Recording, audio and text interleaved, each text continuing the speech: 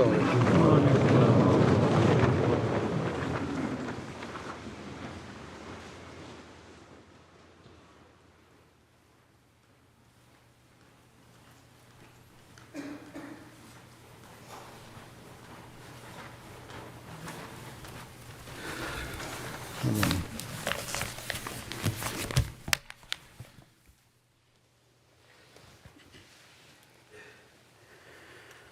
اللہ اکبر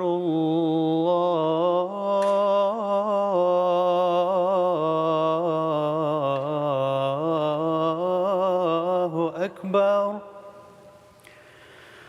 اللہ اکبر اللہ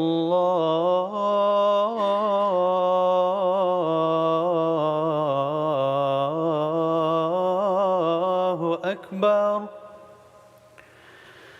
اشہد ان لا الہ الا اللہ اشہد ان لا الہ الا اللہ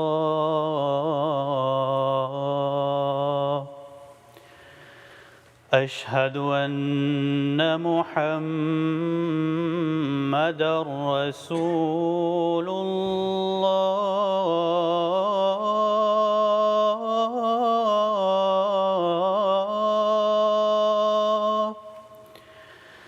اشہد ان محمدا رسول اللہ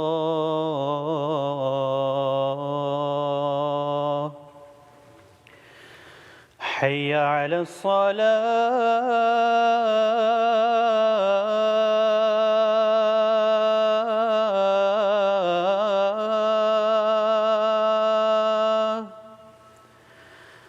حی علی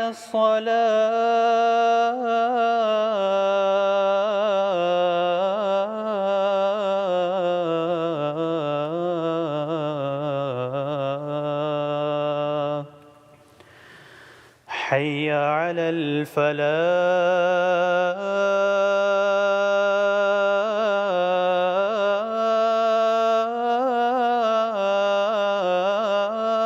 الفلاح حی علی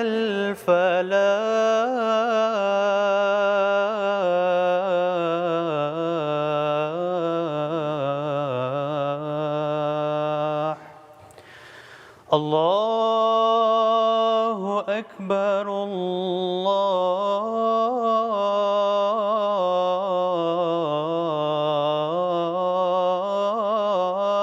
اکبر لا الہ الا اللہ.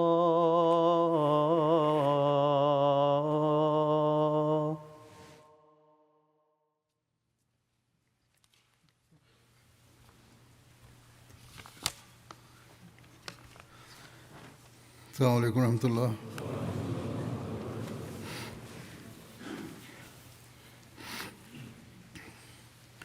أشهد أن لا إله إلا الله وحده لا شريك له وأشهد أن محمدا عبده ورسوله أما بعد فأعوذ بالله من الشيطان الرجيم بسم الله الرحمن الرحيم الحمد لله رب العالمين الرحمن الرحيم مالك يوم الدين إياك نعبد وإياك نستعين اهدنا الصراط المستقيم صراط الذين أنعمت عليهم غير المغضوب عليهم ولا الضالين.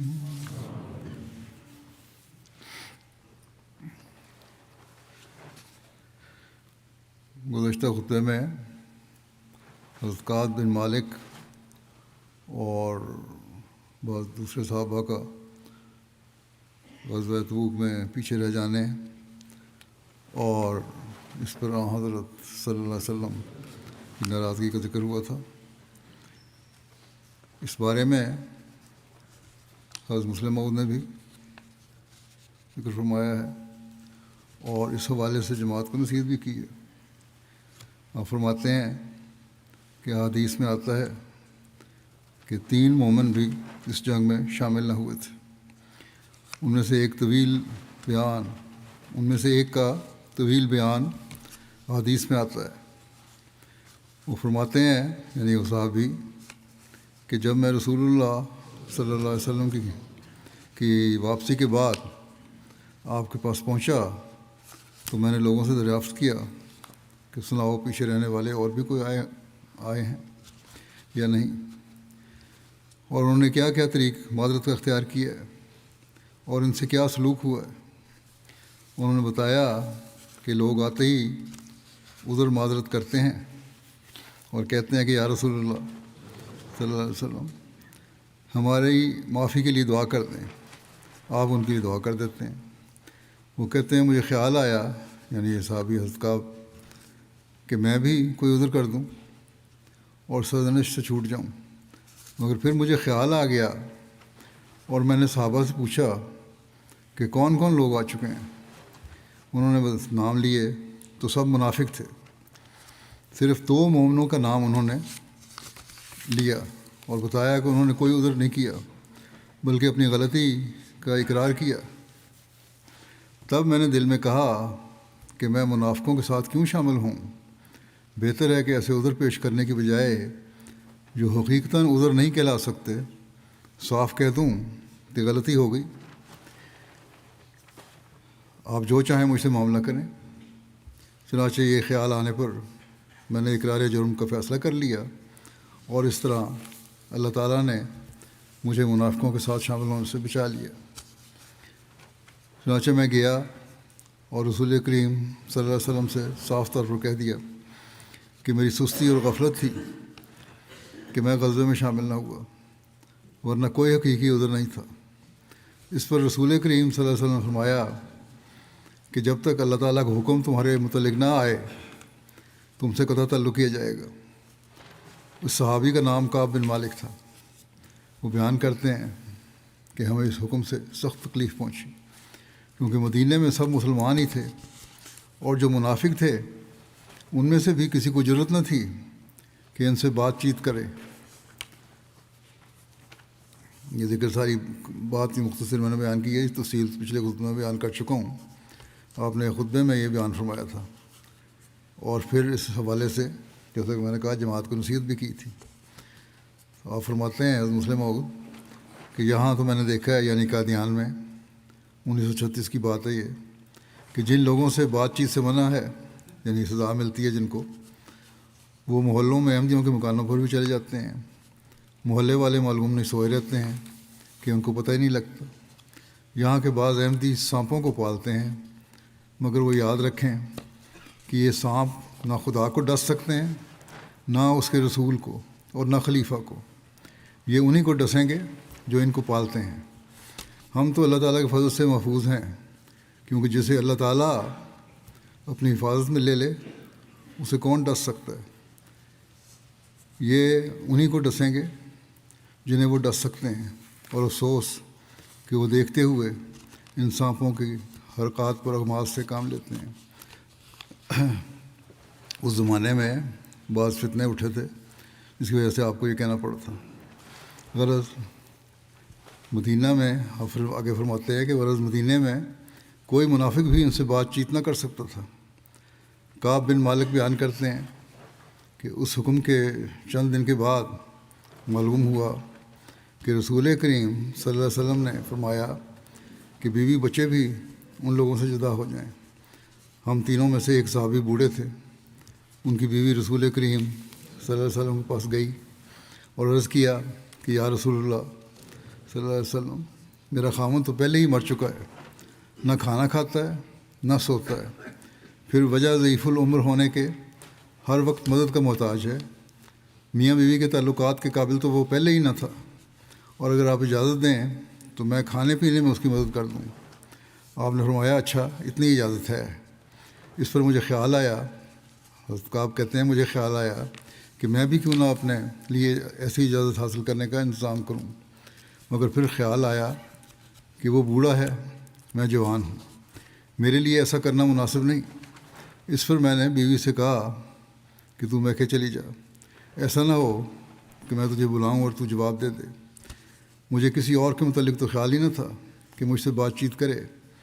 ہاں، رسول کریم صلی اللہ علیہ وسلم کی محبت اور شفقت کی وجہ سے یہ خیال تھا کہ میرے درد کو دیکھ کر آپ کو ضرور رحم آئے گا، اس لیے میں آپ کی مجلس میں جاتا اور زور سے السلام علیکم کہتا، اور پھر دیکھتا کہ آپ کے ہونٹ حرکت کرتے ہیں یا نہیں، مگر آپ جواب نہ دیتے، اور میں گھبراہٹ میں اٹھ کر آتا اور خیال کرتا کہ آپ کے ہونٹ ہلے ہوں گے، مگر میں دیکھ نہیں سکا، اس لیے اس وقت تو مجلس سے اٹھ کر چلا جاتا اور پھر لوٹ کر آ کر زور سے السلام علیکم کہہ کر پھر ہونٹوں کی طرف دیکھتا، پھر اٹھ کر آتا، پھر جاتا، مگر آپ جواب نہ دیتے، ہاں کنکھیوں سے کبھی کبھی میری طرف دیکھ لیتے۔ وہ کہتے ہیں کہ جب بہت دن گزر گئے تو میں اپنے چچیرے بھائی کے پاس، جن کے ساتھ میں ہمیشہ کھاتا پیتا اور رہتا سہتا تھا، گیا۔ وہ اپنے باغ میں کام کر رہا تھا۔ میں نے اسے کہا کہ اے بھائی، تو میرا محرم راز ہے، ہم دونوں ہمیشہ اکٹھے رہے ہیں اور ہماری کوئی بات ایک دوسرے سے پوشیدہ نہیں ہے۔ تجھے خوب معلوم ہے کہ میں مخلص مسلمان ہوں اور نفاق کی کوئی رگ مجھ میں نہیں۔ میں آج گھبراہٹ میں تجھ سے پوچھنے آیا ہوں کہ بتاؤ کیا میں منافق ہوں؟ مگر اس نے کوئی جواب نہ دیا اور صرف آسمان کی طرف نظر اٹھا کر دیکھا، جس سے اس کا مطلب یہ تھا کہ خدا اور اس کا رسول ہی بہتر جانتے ہیں۔ وہ کہتے ہیں کہ جب ایسے بھائی نے جو میرا محرم راز تھا مجھے یہ جواب دیا تو میں نے محسوس کیا کہ زمین مجھ پر تنگ ہو گئی ہے، اور میں گھبرا کر باغ کی دیوار پھلانگ کر باہر آ گیا اور دیوانہ وار شہر کی طرف چل پڑا۔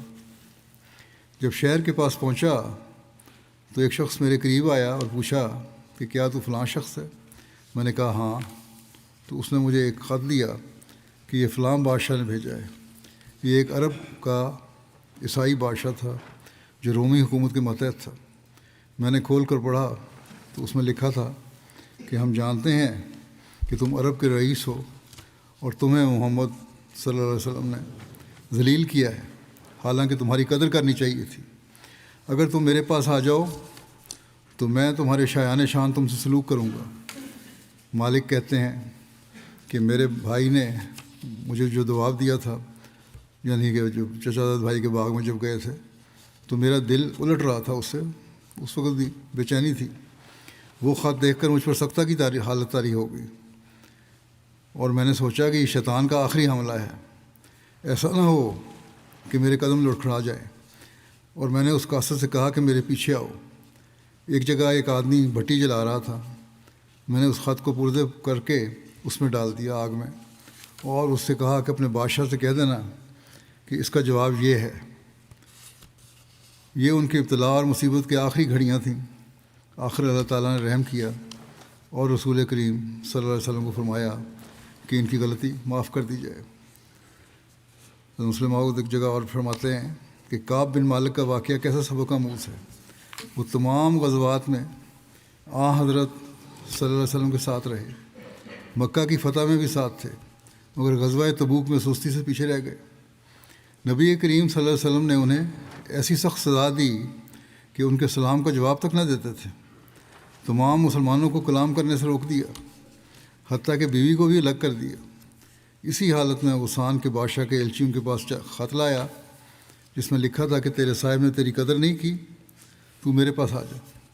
انہوں نے یہ کہہ کر کہ یہ شیطان کا آخری حملہ ہے، خط کو تنور میں ڈال دیا اور ایلچی کو کہا کہ اپنے بادشاہ کو یہ پیغام پہنچا دینا، مگر فرماتے ہیں مسلمہ کہ آج کل کے لوگ ہیں جماعت میں، اس کو حالت تھی اس وقت کہ اگر کچھ پاس پرس کی جائے، جواب طلبی کی جائے، تو وہ کہتے ہیں کہ ہماری خدمات کا لحاظ نہیں رکھا، ہماری قدر نہیں کی گئی۔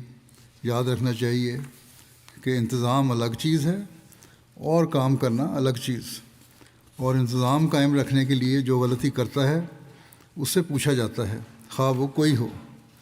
بس خدا کے حکم کے متحد دین کے لیے ایسی کوششیں کرو کہ شیطان کو بھگا دو، مگر اس لیے ہرگز نہ کرو کہ وہ تمہاری تعریف کی جائے، اور کام کر کے یہ مت خیال کرو کہ ہماری غلطیوں پر ہم سے باز پرس نہ کی جائے گی۔ پھر خدا پر احسان مت جتاؤ، منع و اعضاء سے کام نہ لو، تمام ذرائع سے اسلام کی خدمت کرو۔ احسان نہ جتاؤ بلکہ خدمت کرو، یہ جذبہ ہونا چاہیے اللہ کو راضی کرنے کا۔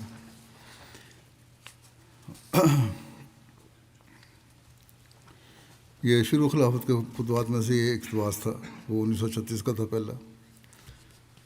غزوہ تبوک کا سفر ایسا پرحکمت اور بابرکت سفر ثابت ہوا کہ سارے خطۂ عرب میں مسلمانوں کی دھاک بیٹھ گئی، اور تھوڑی ہی دیر میں سارے عرب پر اسلام کا جھنڈا لہرانے لگا۔ جہاں اس بارے میں بھی حضرت مسلم موعود نے بیان فرمایا ہے، فرماتے ہیں کہ تبوک سے واپسی کے بعد طائف کے لوگوں نے بھی آ کر اطاعت قبول کر لی۔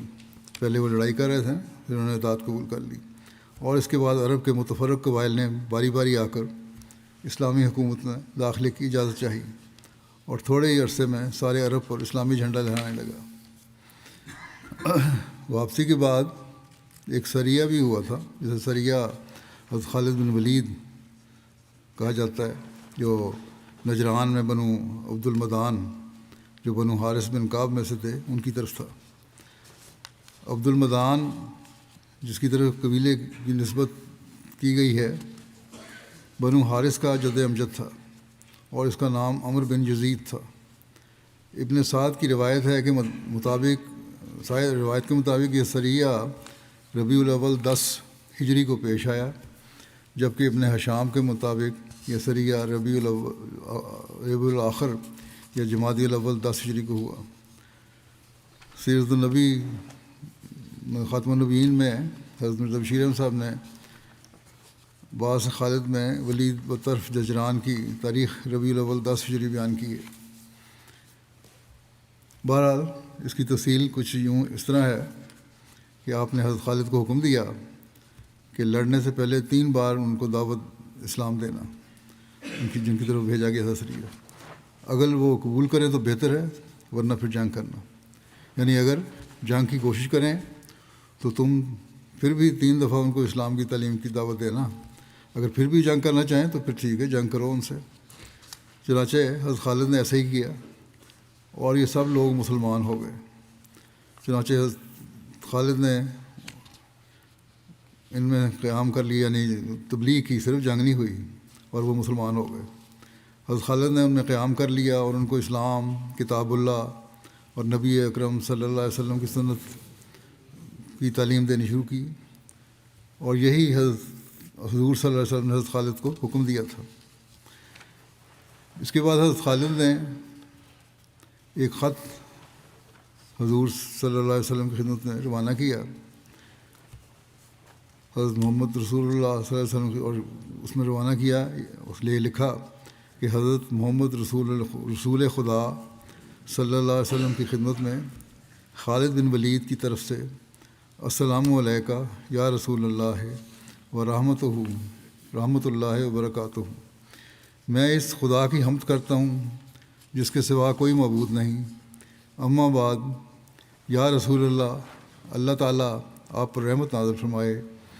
آپ صلی اللہ علیہ وسلم نے مجھے بنو حارث کی طرف بھیجا تھا، اور مجھے حکم دیا تھا کہ میں 3 روز تک ان کو اسلام کی طرف دعوت دوں، پھر اگر وہ اسلام قبول کریں تو میں ان میں رہ کر ان کو احکام اسلام، قرآن کریم اور سنت رسول سکھاؤں، اور اگر وہ اسلام قبول نہ کریں تو میں ان سے جنگ کروں۔ بعض باتیں تفصیل میں بیان نہیں ہوتی، یہ دوسری جگہ بعض والوں سے مل جاتی ہیں، لیکن اسلام کی تعلیم یہ نہیں ہے کہ زبردستی اسلام قبول کروایا جائے.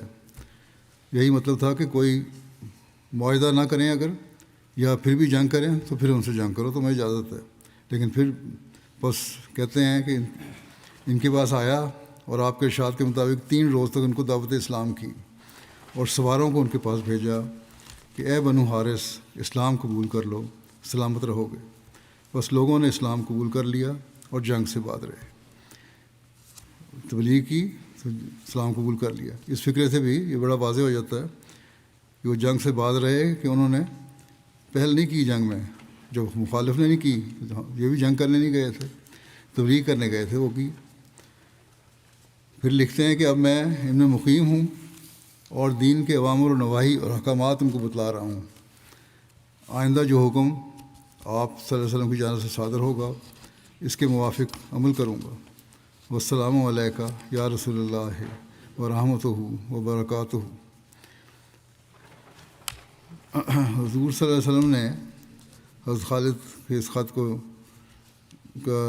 کے جواب میں فرمایا بسم اللہ الرحمن الرحیم. محمد رسول خدا صلی اللہ علیہ وسلم کی طرف سے خالد بن ولید کو سلام. میں اس خدا کی تعریف کرتا ہوں جس کے سوا کوئی معبود نہیں. اما بعد تمہارا خط ما قاصد ہمارے پاس پہنچا اور معلوم ہوا کہ بنو حارث نے اسلام قبول کر لیا ہے اور جنگ سے پہلے لا الہ الا اللہ ہو محمد رسول اللہ کی گواہی دی، اور یہ خدا کی ہدایت ہے جو اس نے ان کے شامل حال فرمائی. بس تم ان کو ثواب الہی کی خوشخبری پہنچاؤ اور عذاب الہی سے خوف دلاؤ، اور خود ان کے چند لوگوں کو اپنے ساتھ لے کر ہمارے پاس حاضر ہو جاؤ. والسلام علیکہ ورحمۃ اللہ وبرکاتہ. حضرت خالد نے اس فرمان کو دیکھ کر بنو حارث کے چند افراد کو ساتھ لے کر رسول اللہ صلی اللہ علیہ وسلم کی خدمت میں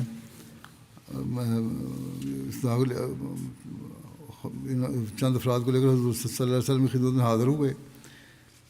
ان کے نام یہ ہیں جن کو لے کر آئے تھے: قیس بن حسین، یزید بن عبد المدان، یزید بن معجل، عبداللہ بن قراد، شداد بن عبداللہ، عمر بن عبداللہ.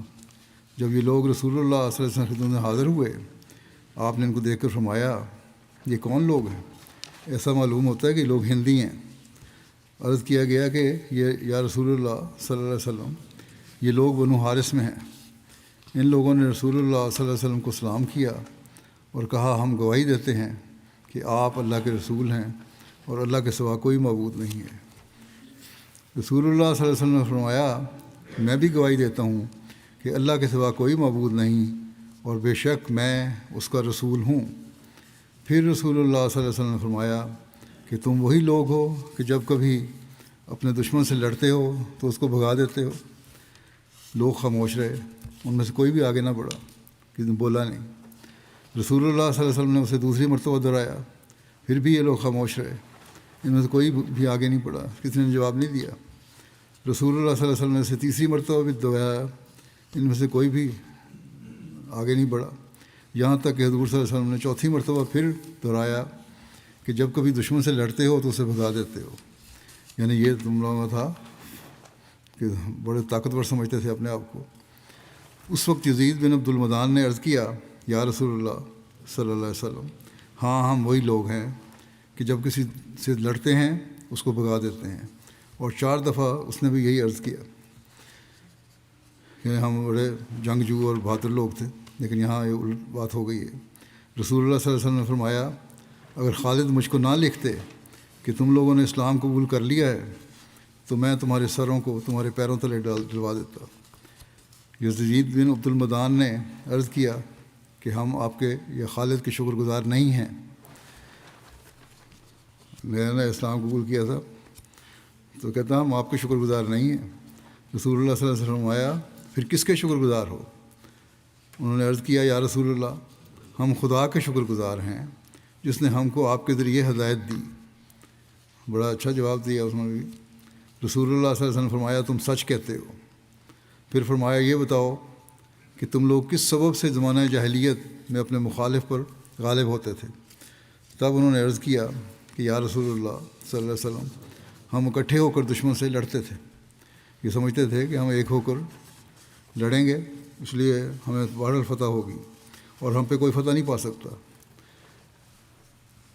جب اسلام آیا اور اسلام نے سب قبائل کو ایک کر دیا اور مختلف قبائل بھی ایک جان ہو گئے، تو اب ان کو سمجھ آئی کہ یہ لوگ بھی اکٹھے ہیں، اور بہتری اسی میں ہے کہ ہم ان سے جنگ نہ کریں، بلکہ نہ صرف جنگ نہ کریں بلکہ اسلام بھی قبول کر لیں، کیونکہ یہی سچا مذہب ہے۔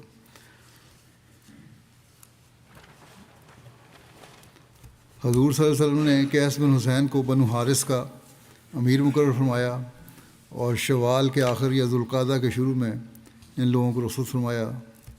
لوگوں کے اپنے قوم میں پہنچنے کے 4 مہینے بعد رسول اللہ صلی اللہ علیہ وسلم کا انتقال ہو گیا۔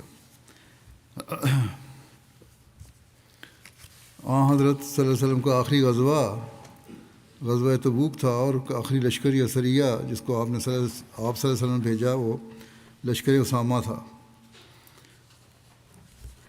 لشکر اسامہ کی تفصیل ان کے ذکر میں اور حضرت ابوبکر رضی اللہ عنہ کے ذکر میں پہلے بیان ہو چکی ہے، تاہم مختصراً کچھ پس منظر کے ساتھ یہاں بیان کر دیتا ہوں۔ بخاری کی روایت ہے، حضرت انس بن مالک سے روایت ہے کہ نبی کریم صلی اللہ علیہ وسلم نے لوگوں کو حضرت زید اور حضرت جعفر اور حضرت عبداللہ بن رواحہ کی موت کی خبر دی، بیشتر اس کے کہ لوگوں کے پاس ان سے متعلق کوئی خبر آئی۔ آپ نے فرمایا زید نے جھنڈا لیا، اس سے پہلے اسامہ کے لشکر سے پہلے ایک لشکر گیا تھا، جھنڈا لیا اور وہ شہید ہوئے۔ پھر جعفر نے پکڑا اور وہ بھی شہید ہو گئے۔ پھر ابن رواحہ نے جھنڈے کو پکڑا اور وہ بھی شہید ہو گئے، اور آپ کی آنکھیں آنسو بہا رہی تھیں۔ آخر اللہ کی تلواروں میں سے ایک تلوار خالد بن ولید نے جھنڈا لیا، یہاں تک کہ اللہ نے اسے ان مخالفین پر فتح دی۔ حجۃ الوداع سے واپسی پر نبی کریم صلی اللہ علیہ وسلم جب مدینہ منورہ واپس پہنچے، اس وقت جنوب کی طرف سے اہل مدینہ کو کسی دشمن کا خطرہ باقی نہیں رہا تھا، لیکن شمال سے اہل روم کی طرف سے اب بھی خطرہ باقی تھا، کیونکہ ان عیسائیوں کو ابھی تک اپنی قوت اور بڑا ناز تھا، اس لیے کسی وقت بھی ان کی طرف سے حملہ ہو سکتا تھا۔ اور ویسے بھی جنگ موتا کے شہداء کا قصاص بھی باقی تھا، کیونکہ اس جنگ میں حضرت خالد بن ولید کی مہارت کی بنا پر مسلمانوں کا لشکر واپس مدینہ آنے میں کامیاب ہوا تھا۔ حج سے فراغت کے بعد آپ صلی اللہ علیہ وسلم کو مدینہ تشریف لائے ہوئے زیادہ دن نہیں گزرے تھے کہ چند دن بعد حضرت اسامہ بن زید کی قیادت میں ایک لشکر کو شام پر حملہ کرنے کا حکم دیا۔ لشکر اسامہ کی تیاری رسول اللہ صلی اللہ علیہ وسلم کی وفات سے 2 روز قبل بروز ہفتہ مکمل ہوئی، اور اس کا آغاز آپ کی بیماری سے قبل ہو چکا تھا۔ آپ نے ماہ سفر کے آخر میں رومیوں سے جنگ کی تیاری کا حکم دیا۔ حضرت اسامہ کو بلایا اور فرمایا اپنے والد کی شہادت گاہ کی طرف روانہ ہو جاؤ۔ حضرت زید کو جہاں شہید کیا گیا تھا ان سے پہلی جنگ میں، آپ نے فرمایا کہ وہاں جاؤ اور انہیں گھوڑوں یعنی دشمنوں کو گھوڑوں سے رونڈ ڈالو، میں نے تم کو اس لشکر کا امیر مقرر کیا ہے۔ ایک اور روایت میں آتا ہے کہ نبی کریم صلی اللہ علیہ وسلم نے فرمایا بلقاء اور داروم کو گھوڑوں کے ذریعے رونڈ ڈالو۔ بلقاء ملک شام میں واقع ایک علاقہ ہے جو دمشق اور وادی القرا کے درمیان ہے۔ داروم مصر جاتے ہوئے فلسطین میں غزہ کے بعد ایک مقام ہے۔ اور ملک شام کے لیے روانگی کا ارشاد کرتے ہوئے فرمایا پھر صبح ہوتے ہی اہل ابنا پر حملہ کرو۔ ابنا ملک شام میں بلقاء کی جانب ایک جگہ کا نام ہے۔ اور فرمایا کہ تیزی کے ساتھ سفر کرو تا ان تک اطلاع پہنچنے سے پہلے پہنچ جاؤ، بس اگر اللہ تعالیٰ تمہیں کامیابی عطا کرے تو وہاں قیام مختصر رکھنا اور اپنے ساتھ راستہ دکھانے والے لے جانا، اور مخبروں اور جاسوسوں کو اپنے آگے روانہ کر دو۔ نبی کریم صلی اللہ علیہ وسلم نے حضرت اسامہ کے لیے اپنے ہاتھ سے ایک جھنڈا باندھا، پھر کہا اللہ کے نام کے ساتھ اس کی راہ میں جہاد کرو اور اس سے جنگ کرو جس نے اللہ کا انکار کیا، اور دھوکہ نہ دو، بچوں اور عورتوں کو قتل نہ کرو، اور دشمن سے مقابلہ کی تمنا نہ کرو۔ یہ فقرہ بھی دشمن کے خطرے کے مقابلے کی طرف اشارہ کرتا ہے کہ دشمن اگر حملہ کرے تو کرنا ہے، لیکن تم نے مقابلے کی تمنا نہیں کرنی دشمن سے۔ پس فرمایا کہ بے شک تمہیں معلوم نہیں، شاید تم اس کی وجہ سے آزمائے جاؤ، لیکن تم یہ کہو کہ اے اللہ تو ہمیں ان کے مقابلے میں کافی ہو جیسا تو چاہے، اور ان کی جنگ کو ہم سے دور کر دے۔ یہ دعا بھی سکھائی کہ جنگ ضروری نہیں ہے، جنگ ٹل سکتی ہے تو ٹالو، بس اگر ان کی تمہارے ساتھ مٹ بھیڑ ہو جائے، لیکن پھر بھی اگر جنگ ہو جائے اور وہ اکٹھے ہو کر شور کریں تو تمہارے اوپر وقار اور خاموشی لازم ہے، پھر خاموشی سے اور وقار سے جنگ کرو، اور تم آپس میں نہ جھگڑو ورنہ تم بزدل ہو جاؤ گے اور تمہارا روب و دبدبہ جاتا رہے گا۔ اکائی پیدا کرو اپنے اندر، اور تم کہو اے اللہ ہم تیرے بندے ہیں اور وہ بھی تیرے بندے ہیں، ہماری پیشانیاں اور ان کی پیشانیاں تیرے قبضہ قدرت میں ہیں، اور تو ہی ان سے کافی ہو سکتا ہے، اور تم جان لو کہ جنت تلواروں کے سائے کے نیچے۔ حضرت اسامہ حضرت صلی اللہ علیہ وسلم کے ہاتھ سے بندھا ہوا جھنڈا لے کر نکلے اور اس سے حضرت بریدہ بن حصیب کے سپرد کیا اور جرف مقام پر لشکر کو جمع کیا۔ جرف مدینہ سے 3 میل شمال کی جانب ایک جگہ ہے۔ مہاجرین اور انصار کے معززین میں سے کوئی ایسا شخص بھی باقی نہ بچا مگر اس کو اس جنگ کے لیے بلا لیا گیا۔ ان میں حضرت ابوبکر، حضرت عمر، حضرت ابو عبیدہ بن جراح، حضرت سعد بن ابی وقاص، حضرت سعید بن زید، حضرت قتادہ بن نعمان، حضرت سلمہ بن اسلم شامل تھے۔ سب کو حضرت اسامہ کے متحد کیا۔ کچھ لوگوں نے باتیں شروع کر دیں اور کہا کہ یہ لڑکا اولین مہاجرین پر امیر بنایا جا رہا ہے، اتنے بڑے بڑے صحابہ ہیں، ان کو لڑکے کو امیر بنا دیا۔ اس بات پر رسول اللہ صلی اللہ علیہ وسلم سخت ناراض ہوئے۔ اب تک بات پہنچی، آپ نے اپنے سر کو ایک رومال سے باندھا ہوا تھا اور آپ ایک چادر اوڑھے ہوئے تھے۔ آپ ممبر پر چڑھے اور اللہ کی حمد و ثنا بیان کی، پھر فرمایا اے لوگو، تم میں سے بعض کی گفتگو اسامہ کو امیر بنانے کے متعلق مجھے پہنچی ہے۔ اگر میرے اسامہ کو امیر بنانے پر تم نے اعتراض کیا ہے تو اس سے پہلے اس کے باپ کو میرے امیر مقرر کرنے پر بھی تم اعتراض کر چکے ہو۔ خدا کی قسم وہ بھی امارت کے لائق تھا، اور اس کے بعد اس کا بیٹا بھی امارت کے لائق ہے۔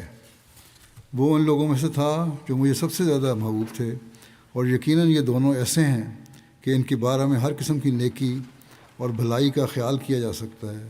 بس اس یعنی اسامہ کے لیے خیر کی نصیحت پکڑو، کیونکہ یہ تم سے بہترین لوگوں میں سے ہے، تم میں سے بہترین لوگوں میں سے ہے۔ وہ مسلمان جو اسامہ کے ساتھ روانہ ہو رہے تھے، وہ رسول اللہ صلی اللہ علیہ وسلم کو الوداع کر کے جرف کے مقام پر لشکر میں شامل ہونے کے لیے چلے جاتے۔ رسول اللہ صلی اللہ علیہ وسلم کی بیماری بڑھ گئی، لیکن آپ تاکید فرماتے رہے کہ لشکر اسامہ کو بھجواؤ، یہ بہرحال جائے گا۔ اتوار کے دن رسول اللہ صلی اللہ علیہ وسلم کا درد اور زیادہ ہو گیا۔ حضرت اسامہ لشکر میں سے واپس آئے تو آپ بے ہوشی کی حالت میں تھے۔ جب زیادہ بڑھ گیا، آپ کو اطلاع پڑی تو واپس آ گئے۔ اس روز لوگوں نے آپ کو دعا پلائی تھی، یعنی آن وسلم کو دعا پلائی تھی۔ حضرت اسامہ نے سر جھکا کر رسول اللہ صلی اللہ علیہ وسلم کو بوسہ دیا۔ آپ بول نہیں سکتے تھے، لیکن آپ اپنے دونوں ہاتھ آسمان کی طرف اٹھاتے اور حضرت اسامہ کے سر پر رکھ دیتے تھے۔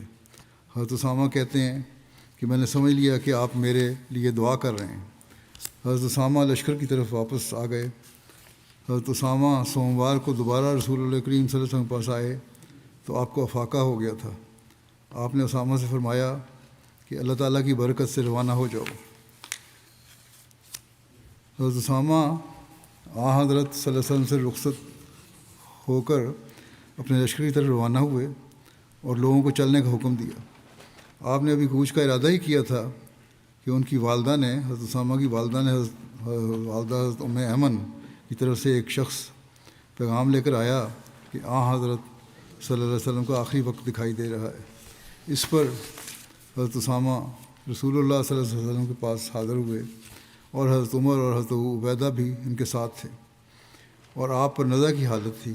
کچھ ہی دیر بعد آپ نے وفات پائی، جس کی وجہ سے مسلمانوں کا لشکر جرف مقام سے مدینہ واپس آ گیا، اور حضرت بریدہ بن حصیب حضرت اسامہ کا جھنڈا لے کر آئے اور رسول اللہ صلی اللہ علیہ وسلم کے دروازے پر گاڑ دیا۔ ایک روایت کے مطابق جب حضرت اسامہ کا لشکر ذو خشب میں تھا تو رسول اللہ صلی اللہ علیہ وسلم کی وفات ہو گئی تھی۔ ذو خشب بھی مدینہ سے ایک رات کی مسافت پر واقع ہے، شام کے راستے پر، یہ وادی ہے، لیکن باہر علی لوگ واپس آئے۔ جب حضرت ابوبکر کی بیعت کر لی گئی آپ صلی اللہ علیہ وسلم کے وصال کے بعد، تو حضرت ابوبکر نے حضرت بریدہ بن حصیب کو حکم دیا کہ جھنڈا لے کر اسامہ کے گھر جاؤ کہ وہ اپنے مقصد کے لیے روانہ ہوں۔ حضرت بریدہ جھنڈے کو لشکر کی پہلی جگہ پر لے آئے۔ یہ اس لشکر کی تعداد 3000 بیان کی جاتی ہے، جن میں سے 1000 گھوڑ سوار تھے، اور ایک دوسری روایت کے مطابق حضرت اسامہ بن زید کو 700 آدمیوں کے ساتھ شام کی طرف بھیجا گیا تھا۔ ایک روایت میں آتا ہے کہ رسول اللہ صلی اللہ علیہ وسلم کی وفات کے دوسرے روز حضرت ابوبکر نے منادی کرا دی کہ اسامہ کی مہم پایہ تکمیل کو پہنچے گی۔ اسامہ کے لشکر میں سے کوئی شخص بھی مدینہ میں باقی نہ رہے مگر یہ کہ وہ سب جرف میں ان کے لشکر سے جا ملیں۔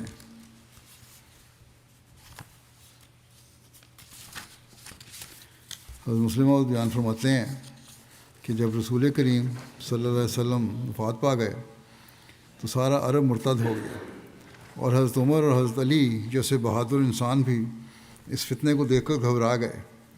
رسول کریم صلی اللہ علیہ وسلم نے اپنی وفات کے قریب ایک لشکر رومی علاقے پر حملہ کرنے کے لیے تیار کیا تھا، اور حضرت اسامہ کو اس کا افسر مقرر کیا تھا۔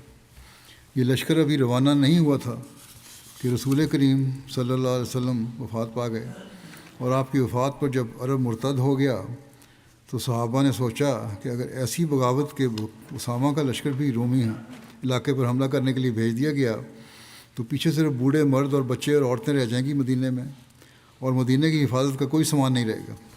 چنانچہ انہوں نے تجویز کی کہ اکابر صحابہ کا یہ وفد حضرت ابوبکر رضی اللہ عنہ کی خدمت میں جائے اور ان سے درخواست کرے کہ وہ اس لشکر کو بغاوت کے فروغ ہونے تک روک لیں۔ چنانچہ حضرت عمر اور دوسرے بڑے بڑے صحابہ آپ کی خدمت میں حاضر ہوئے اور انہوں نے یہ درخواست پیش کی کہ بغاوت کے ختم ہونے تک اس کو روکا جائے۔ حضرت ابوبکر نے جب یہ بات سنی تو انہوں نے نہایت غصے سے اس وفد کو یہ جواب دیا کہ کیا تم یہ چاہتے ہو کہ رسول کریم صلی اللہ علیہ وسلم کی وفات کے بعد ابو قحافہ کا بیٹا یعنی حضرت ابوبکر سب سے پہلا کام یہ کرے کہ جس لشکر کو رسول کریم صلی اللہ علیہ وسلم نے روانہ کرنے کا حکم دیا تھا اسے روک لے؟ پھر آپ نے فرمایا خدا کی قسم اگر دشمن کی فوجیں مدینہ میں گھسائیں اور کتے مسلمان عورتوں کی لاشیں گھسیٹتے پھریں تب بھی میں اس لشکر کو نہیں روکوں گا جس کو روانہ کرنے کا رسول کریم صلی اللہ علیہ وسلم نے فیصلہ فرمایا تھا۔ یہ جرأت اور دلیری حضرت ابوبکر میں اسی وجہ سے پیدا ہوئی کہ خدا نے یہ فرمایا کہ محمد رسول اللہ والذین معہ اشداء علی الکفار، جس طرح بجلی کے ساتھ معمولی تار بھی مل جائے تو اس میں عظیم الشان طاقت پیدا ہو جاتی ہے، اسی طرح محمد رسول اللہ صلی اللہ علیہ وسلم کے تعلق کے نتیجے میں آپ کے ماننے والے بھی اشداء علی الکفار کے مصداق بن گئے۔ حضرت مسیح موعود علیہ السلام جیش اسامہ کی روانگی کی بابت اپنی تصنیف لطیف سر الخلافہ میں بیان فرماتے ہیں کہ ابن اسیر نے اپنی تاریخ میں لکھا ہے کہ جب رسول اللہ صلی اللہ علیہ وسلم کا وصال ہوا اور آپ کی وفات کی خبر مکہ اور وہاں کے گورنر عتاب بن اسید کو پہنچی تو عتاب چھپ گیا اور مکہ لرز اٹھا اور قریب تھا کہ اس کے باشندے مرتد ہو جاتے، اور مزید لکھا ہے کہ عرب مرتد ہو گئے، ہر قبیلے میں سے عوام یا خواص اور نفاق عوام یا خواص جو ہے وہ مرتد ہو گئے، نفاق ظاہر ہو گیا، اور یہودیوں اور عیسائیوں نے اپنی گردنیں اٹھا کر دیکھنا شروع کر دیا، یعنی دیکھ رہے تھے اب کمزور ہو گئے مسلمان، اب حملہ کر سکتے ہیں، اور مسلمانوں کو اپنے نبی کی وفات کی وجہ سے نیز اپنی قلت اور دشمنوں کی کثرت کے باعث ایسی حالت ہو گئی جیسی بارش والی راتیں بھیڑ بکریوں کی ہوتی ہے، یعنی بھیگی ہوتی ہیں، ہلنے جلنے کے قابل نہیں ہوتی ہیں۔ اس پر لوگوں نے ابوبکر سے کہا کہ لوگ صرف اسامہ کے لشکر کو ہی مسلمانوں کا لشکر سمجھتے ہیں، اور جیسا کہ آپ دیکھ رہے ہیں عربوں نے آپ سے بغاوت کر دی ہے، بس مناسب نہیں کہ آپ مسلمانوں کی اس جماعت کو اپنے سے الگ کریں۔ اس پر حضرت ابوبکر نے فرمایا، اس ذات کی قسم جس کے قبضہ قدرت میں میری جان ہے، اگر مجھے اس بات کا یقین بھی ہو جائے کہ درندے مجھے اچک لیں گے، تب بھی میں رسول اللہ صلی اللہ علیہ وسلم کے حکم کے مطابق اسامہ کے لشکر کو ضرور بھیجوں گا۔ جو فیصلہ رسول اللہ صلی اللہ علیہ وسلم نے فرمایا ہے میں اسے منسوخ نہیں کر سکتا۔ الغرض آپ نے آن رسول اللہ کے حکم کو کما حقہ قائم رکھا اور نافذ فرمایا، اور جو صحابہ حضرت اسامہ کے لشکر میں شامل تھے انہیں واپس لشکر میں شامل ہونے کا ارشاد فرمایا۔ آپ نے فرمایا کہ ہر وہ شخص جو پہلے اسامہ کے لشکر میں شامل تھا اور اسے رسول اللہ صلی اللہ علیہ وسلم اس میں شامل ہونے کا ارشاد فرمایا، اسے رسول اللہ صلی اللہ علیہ وسلم نے اس میں شامل ہونے کا ارشاد فرمایا تھا، وہ ہرگز پیچھے نہ رہے، اور نہ ہی میں اسے پیچھے رہنے کی اجازت دوں گا۔ اسے خواہ پیدل بھی جانا پڑے وہ ضرور ساتھ جائے گا، تو کوئی ایک بھی اس سے پیچھے نہ رہا، یعنی سب چل پڑے۔ بہرحال حضرت ابوبکر کا اس لشکر کو روانہ کرنے کے بارے میں لکھا ہے کہ جب حضرت ابوبکر کے حکم کے مطابق جیش اسامہ جرف کے مقام پر اکٹھا ہو گیا تو حضرت ابوبکر وہاں خود تشریف لے گئے، اور آپ نے وہاں جا کر لشکر کا جائزہ لیا اور اس کو ترتیب دی۔ اس بارے میں یہ بھی ذکر ملتا ہے کہ حضرت ابوبکر نے حضرت اسامہ سے کہا کہ اگر آپ مناسب سمجھیں تو حضرت عمر کو میرے کاموں میں معاونت کے لیے چھوڑ دیں، کیونکہ اس میں حضرت عمر بھی شامل تھے لشکر میں۔ تو حضرت اسامہ نے اجازت دے دی۔ اس واقعے کے بعد حضرت عمر جب بھی حضرت اسامہ سے ملتے، یہاں تک خلیفہ منتخب ہونے کے بعد بھی، تو آپ کو مخاطب ہو کر کہتے تھے، السلام علیکہ یا ایھا الامیر، کہ اے امیر السلام علیکم۔ اور اس کے جواب میں اسامہ بھی کہتے غفر اللہ لک۔ حضرت ابوبکر نے حضرت اسامہ کو اپنی ہدایت کے ساتھ یہ بھی فرمایا کہ رسول اللہ صلی اللہ علیہ وسلم نے جو تمہیں کرنے کا حکم دیا ہے وہ سب کچھ کرنا، رسول اللہ صلی اللہ علیہ وسلم کے احکام کی بجا آوری میں کسی قسم کی کوتاہی نہ کرنا۔ جنگ کی تفصیل تو پہلے بیان ہو چکی ہے، اسے میں چھوڑتا ہوں۔ یہ لشکر جیسا کہ آن صلی اللہ علیہ وسلم نے فرمایا تھا، آپ کامیاب ہو کر واپس آیا۔ دشمن تو یا قتل ہوا یا قیدی بن گیا۔ اس جنگ میں کسی مسلمان کا بھی کوئی جانی نقصان نہیں ہوا۔ روایات کے مطابق یہ لشکر 40 سے لے کر 70 روز تک باہر رہنے کے بعد مدینہ واپس پہنچا تھا۔ حضرت صلی اللہ علیہ وسلم سے حضرت ابوبکر کی محبت تھی کہ اسامہ کے جس جھنڈے کو حضرت صلی اللہ علیہ وسلم نے خود اپنے ہاتھ سے گرہ لگائی تھی، اور حضرت ابوبکر نے فرمایا تھا کہ یہ کیسے ہو سکتا ہے کہ ابن ابو قحافہ اس جھنڈے کی گرہ کھول دے جو نبی اکرم صلی اللہ علیہ وسلم نے خود اپنے ہاتھ سے لگائی ہے۔ چنانچہ لشکر اسامہ کی واپسی پر اس جھنڈے کی گرہ نہ کھولی گئی، اور وہ جھنڈا بعد میں بھی حضرت اسامہ کے گھر میں ہی رہا یہاں تک حضرت اسامہ کی وفات ہو گئی۔ اللہم صلی علی محمد و آل محمد۔ یہ ختم ہوا یہ جنگ غزوات کا واقعہ۔ آئندہ سیرت کے کچھ اور پہلو دیکھنے ہوں گے انشاءاللہ، دیکھوں گا۔ اس وقت میں 2 مرحومین کا ذکر بھی کرنا چاہتا ہوں اور جنازہ پڑھاؤں گا بعد میں انشاءاللہ۔ مکرم عزیز الرحمٰن خالد صاحب مربی سلسلہ، یہ گزشتہ دنوں 79 سال کی عمر میں امریکہ میں وفات پا گئے۔ انا للہ و انا الیہ راجعون۔ مرحوم کے نانا حضرت میاں رنگ علی صاحب رضی اللہ عنہ صحابی حضرت مسیح علیہ الصلوۃ والسلام تھے۔ آپ کے عزیز الرحمٰن خالد صاحب کے جامعہ میں داخل ہونے کا واقعہ بھی کچھ اس طرح ہے۔ کہتے ہیں کہ جب میں 7ویں کلاس میں تھا تو ایک روز تعلیم الاسلام ہائی اسکول میں اسمبلی میں حضرت مولانا قاضی محمد نذیر صاحب تشریف لائے اور وقف زندگی کی ضرورت اور اہمیت پر لیکچر دیا۔ اس پر بہت سے طلباء پر اس لیکچر کا بہت اثر ہوا۔ جب لیکچر ختم ہوا تو مرحوم کو زندگی وقف کرنے کا جذبہ ابھرا اور وہ سیدھے جامعہ میں گئے۔ وہاں مختصر انٹرویو کے بعد 1960 میں جامعہ میں ان کو داخلہ مل گیا اور 1969 میں جامعہ سے شاید کی ڈگری انہوں نے حاصل کی۔ جامعہ پاس کرنے کے بعد اس دوران جامعہ میں 9 سال کا عرصہ اس لیے بھی لگا کہ ان کا ایک ایکسیڈنٹ ہو گیا تھا ٹرین کا، جس کی وجہ سے بڑی چوٹیں آئی تھیں، 2 سال ضائع ہوئے، لیکن بہرحال انہوں نے ہمت نہیں ہاری اور زندگی بچ گئی۔ اور یہ کہا کرتے تھے اس لیے حضرت مسیح ثالث رحمۃ اللہ کی دعاؤں سے میری زندگی بچی ہے۔ ان کے بعد مبلغ بننے کے بعد Sierra Leone, Nigeria, Ghana, Tanzania, Zanzibar, بیرونی ملکوں میں رہے۔ پاکستان میں مختلف جگہوں پہ مربی کے طور پر خدمات انجام لیتے رہے۔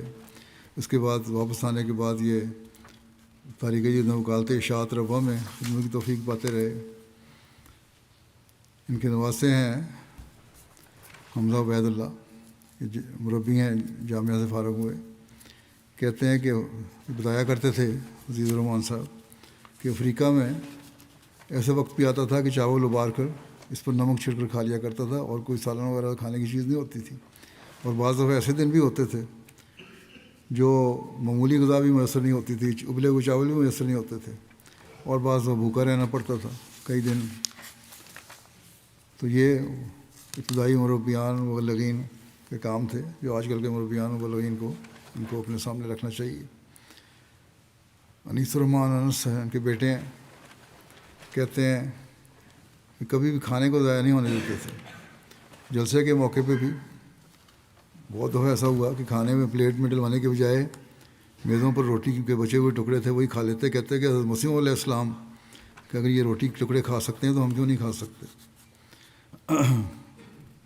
جوانی سے ہی تہجد گزار تھے، خوش اخلاق، ملنسار، ہمدرد، نیک، محنتی اور باوفا انسان تھے۔ خلافت سے گہرا عقیدت کا تعلق تھا۔ مرحوم موسی بھی تھے، میرے ساتھ گانا میں بھی جب میں رہا ہوں وہاں رہے ہیں۔ یہ بڑی وفا سے، بڑی محنت سے، بڑی سادگی سے انہوں نے کام کیا، بے نفس ہو کے کام کیا۔ ان کے 2 بیٹے اور 3 بیٹیاں ہیں، کثیر تعداد میں پوتے پوتیاں، نواسے نواسیاں ہیں۔ اللہ تعالیٰ مرحوم سے مغفرت و رحم کو سلوک فرمائے، یاد بلند کرے۔ دوسرا ذکر ہے مکرم ایدی حمایدی صاحب، انڈونیشیا کے ہیں۔ یہ 22 نومبر کو عمرہ کی سعادت کے بعد اچانک بیمار ہو گئے اور پھر اسی بیماری سے 77 سال کی عمر میں مدینہ منورہ میں وفات پا گئے۔ انا للہ و انا الیہ راجعون۔ ان کے خاندان میں احمدیت 1930 کی دہائی میں آئی، جب ان کے ماموں محمد رؤوف صاحب نے حضرت مولانا رحمت علی صاحب رضی اللہ عنہ کے ذریعے بیعت کی۔ اس کے بعد ان کے نانا اور والدہ نے بھی بیعت کر لی۔ ان کے داماد بسوکی احمد صاحب مربی سلسلہ ہیں، کہتے ہیں دن رات ان کو تبلیغ کا شوق تھا اور یہی آرزو رکھتے تھے تبلیغ کی راہ میں جان دوں، اور کہتے ہیں جب بھی ہماری ملاقات ہوتی تو ہمیشہ تبلیغ ہی آپ کا موضوع ہوتا، اور تبلیغ کا انداز بھی بہت سے مبلغین کے لیے باعث تحریک ہوتا۔ ان کی بیٹیاں بھی لکھتی ہیں کہ اذان سے پہلے مسجد چلے جاتے اور ذکر الہی میں بیٹھے وقت گزارتے، روزانہ قرآن کریم کی تلاوت کرتے، ترجمہ اور تفسیر پڑھتے، تبلیغ کے لیے ضروری آیات پر نشان لگاتے، کبھی تہجد کی نماز ترک نہیں کی۔ 76 سال کی عمر میں بھی تبلیغ کے لیے موٹر سائیکل پر سفر کرتے اور بچوں سے کہا کرتے تھے کہ مال کی قربانی میں کمی نہ کرو، یہ اللہ کا حق ہے، حت المقتور زیادہ سے زیادہ قربانی کرو، اور خبردار جماعت کے مال میں سے 1 پیسہ بھی استعمال نہ کرو، اس کا حساب دینا پڑے گا۔ عمرہ کے دوران ان کی جو لیڈر تھے انہوں نے لکھا ہے، گروپ لیڈر، کہ عمرے کے دوران سارا وقت یہی کہتے تھے کہ یہاں سے واپس جا کر میں تبلیغ کروں گا اور لوگوں کو بتاؤں گا کہ جماعت احمدیہ کے افراد مکے میں حج کی عبادت کرتے ہیں۔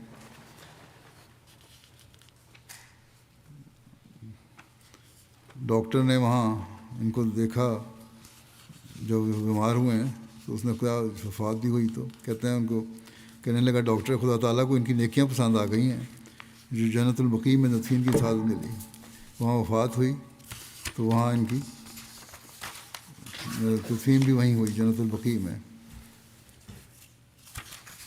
اور یہ ہمارے پاکستان میں احمدی اپنے احمدیوں کو قبرستان میں دفنانے نہیں دیتے، اور جو قریب کسی دوسرے مسلمان کی قبر ہو تو کہتے ہیں اس کے قریب نہیں آنا. اور ان کو اللہ تعالیٰ نے موقع دیا کہ جنت البقیع میں دفن ہوئے، اب جا کے وہاں سے بھی ان کی قبر اٹھوائیں. لیکن اتنی طاقت کہاں ہے ان میں، خود اپنے انجام کو پہنچنے والے ہیں. اب انشاءاللہ یہ مولوی سیکرٹری تبلیغ انڈونیشیا گناون وردی صاحب کہتے ہیں ایک کامیاب اور نہایت پرجوش دائی تھے جنہوں نے حقیقتاً اس نعرے کو اپنی زندگی کا حصہ بنایا کہ کوئی دن تبلیغ کے بغیر نہ گزرے.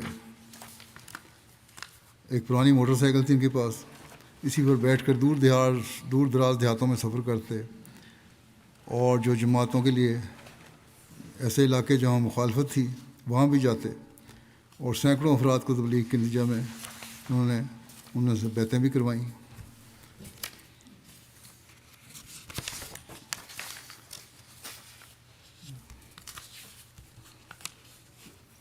خلافت سے کہتے ہیں بہت زیادہ تعلق تھا، محبت تھی، پیار تھا. اللہ کے فضل سے موسی تھے. پسماندگان میں 4 بیٹیاں اور 10 نواسے شامل ہیں. جیسے بتایا ان کے ایک بیٹے مربی بھی ہیں، داماد مربی ہیں. اللہ تعالیٰ مغفرت اور رحم کا سلوک فرمائے، درجات بلند کرے.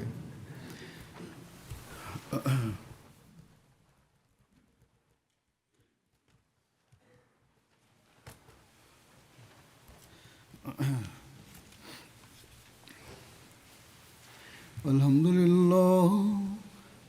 لله نحمده ونستعينه ونستغفره ونؤمن به ونتوكل عليه ونعوذ بالله من شرور أنفسنا ومن سيئات أعمالنا.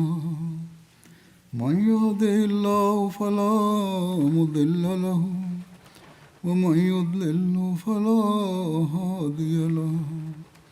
ونشهد أن لا إله إلا الله ونشهد أن محمدا عبده ورسوله. عباد الله رحمكم الله، إن الله يأمر بالعدل والإحسان وإيتاء ذي القربى وينهى عن الفحشاء والمنكر والبغي يعظكم لعلكم تذكرون. اذكروا الله يذكركم وادعوه يستجب لكم ولذكر الله أكبر.